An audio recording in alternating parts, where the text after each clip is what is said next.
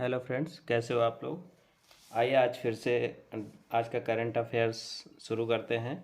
तो देखिए, आज का पहला क्वेश्चन है, एशियाई शूटिंग चैंपियनशिप 2024 में पुरुषों की 25 मीटर स्टैंडर्ड पिस्टल इवेंट में किसने गोल्ड मेडल जीता। तो दोस्तों, आपके सामने चार ऑप्शन हैं।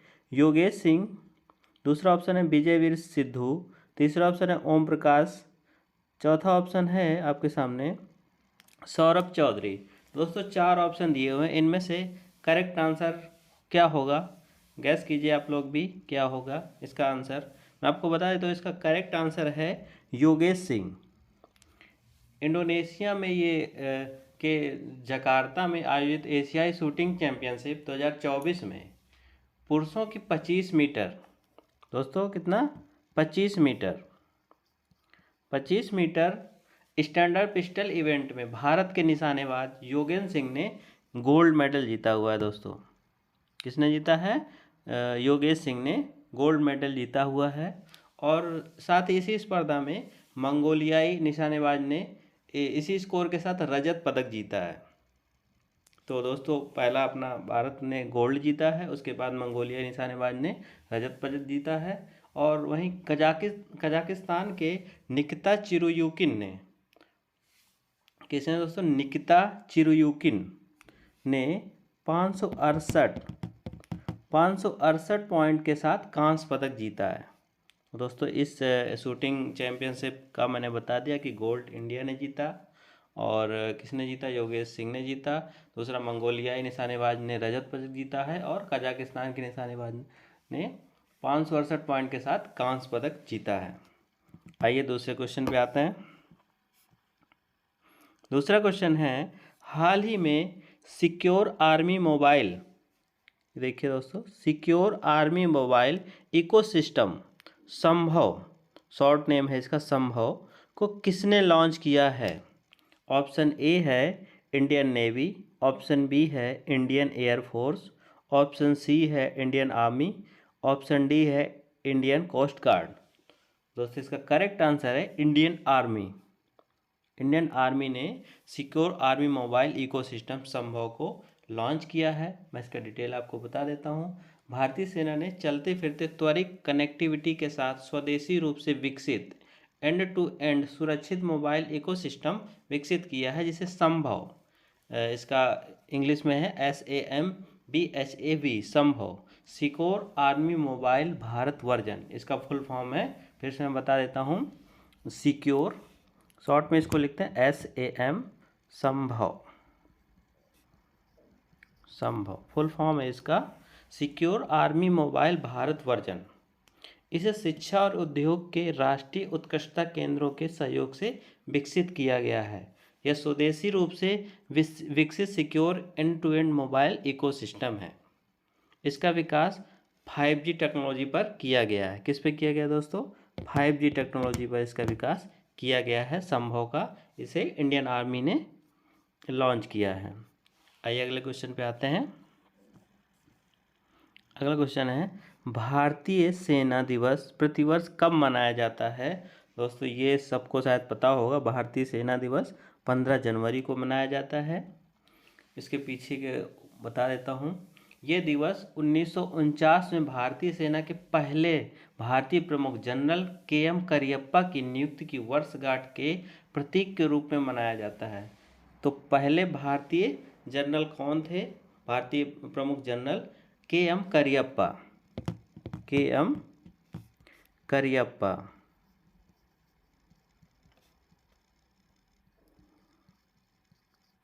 तो इनकी जब नियुक्ति हुई तो उन्हीं के वर्षगांठ दिवस के रूप में ये मनाया जाता है 15 जनवरी को, भारतीय सेना दिवस।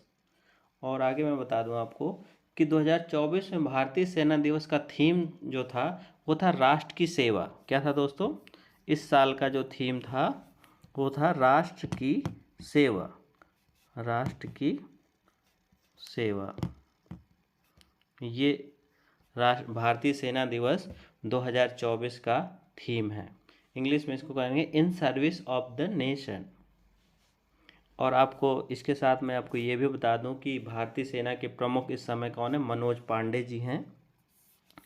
मनोज पांडे जी हैं इस भारतीय सेना प्रमुख कौन है, श्री मनोज पांडे। ये हमारे भारतीय सेना के प्रमुख जनरल हैं इस समय वर्तमान में। आइए आगे से चलते हैं। अगला क्वेश्चन है, T20 इंटरनेशनल में 150 मैच खेलने वाले पहले पुरुष क्रिकेटर कौन बने हैं। अभी आप लोगों को जैसे पता है कि भारत और अफगानिस्तान की एक श्रृंखला चल रही है, T20 सीरीज चल रही है, तो उससे रिलेटेड ही क्वेश्चन है ये। देखिए इसमें खिलाड़ियों के नाम दिए हैं। पहला ऑप्शन है विराट कोहली, दूसरा ऑप्शन है डेविड वार्नर, तीसरा ऑप्शन जो रूट, चौथा ऑप्शन है रोहित शर्मा। तो दोस्तों गैस कीजिए कि इसका करेक्ट आंसर क्या होगा। मैं आपको बता देता हूँ, इसका करेक्ट आंसर है रोहित शर्मा। रोहित शर्मा ने T20 में 150 T20 इंटरनेशनल खेलने वाले पहले पुरुष क्रिकेटर हैं, पहले मेल खिलाड़ी हैं जिन्होंने 150 T20 इंटरनेशनल क्रिकेट खेले हैं। और ये 150वां मैच कहाँ खेला है, अभी पिछला मैच हुआ होलकर क्रिकेट स्टेडियम अफगानिस्तान के खिलाफ, यहाँ पे मध्य प्रदेश में खेला गया है। इसमें उन्होंने 150वां T20 मैच खेला है। और मैं आपको टोटल बता देता हूँ कि इनके 150 जो मैच हैं, 150 मैच में इनके कुल रन जो हैं वो हैं 3853। टोटल इतने रन इन्होंने बनाए हैं। कितने बनाए दोस्तों, 3853 ये रन बनाए गए हैं रोहित शर्मा जी के द्वारा 150 मैचों में। आइए अगले क्वेश्चन पे आते हैं।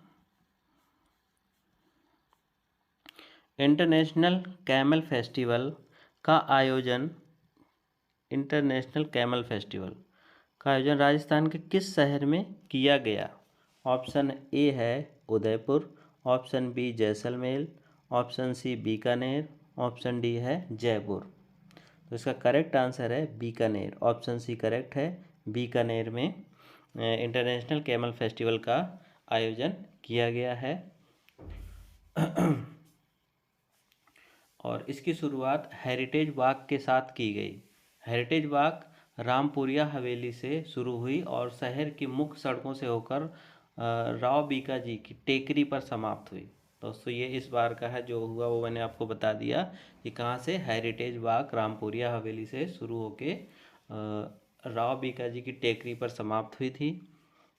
और राजस्थान में डेजर्ट महोत्सव जैसलमेर में मनाया जाता है, नागौर मेला नागौर में, पुष्कर मेला पुष्कर में। तो ये दोस्तों राजस्थान में मनाए जाने वाले मेले हैं जो मैंने आपको बताया है। आइए अगले क्वेश्चन पे आते हैं। क्वेश्चन नंबर 6 है, किसी वनडे इंटरनेशनल मैच में सबसे तेज 7 विकेट लेने वाले गेंदबाज कौन बने हैं।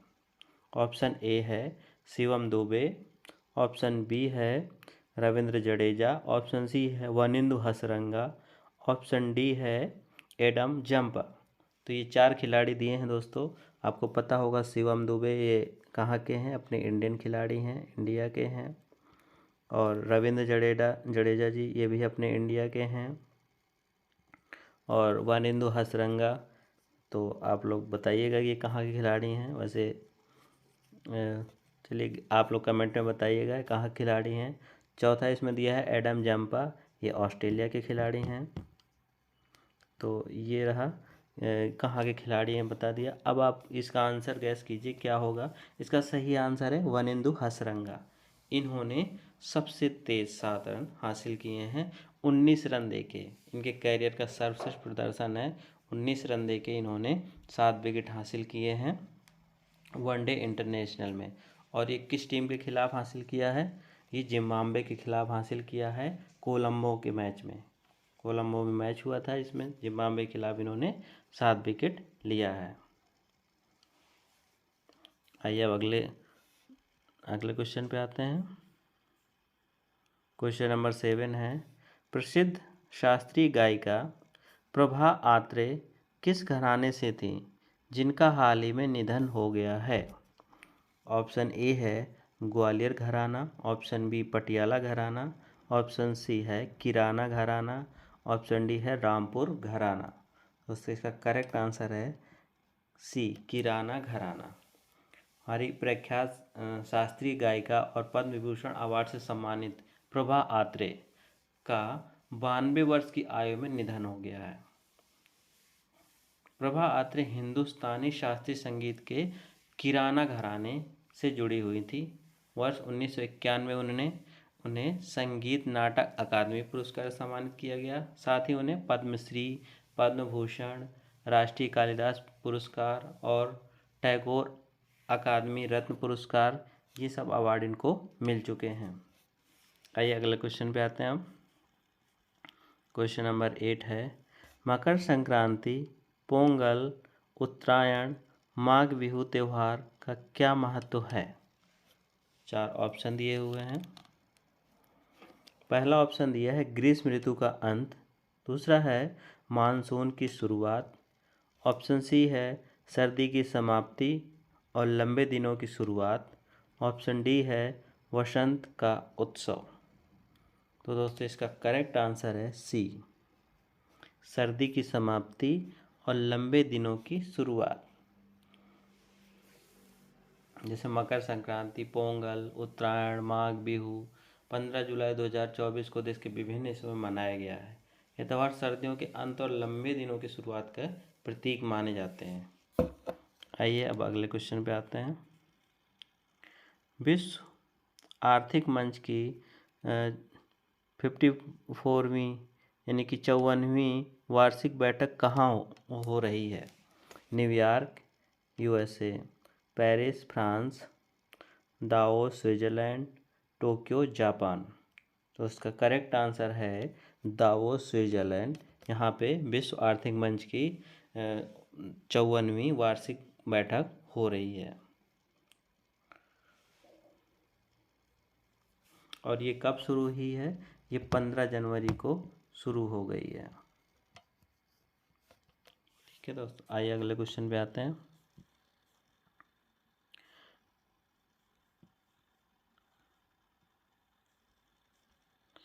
ये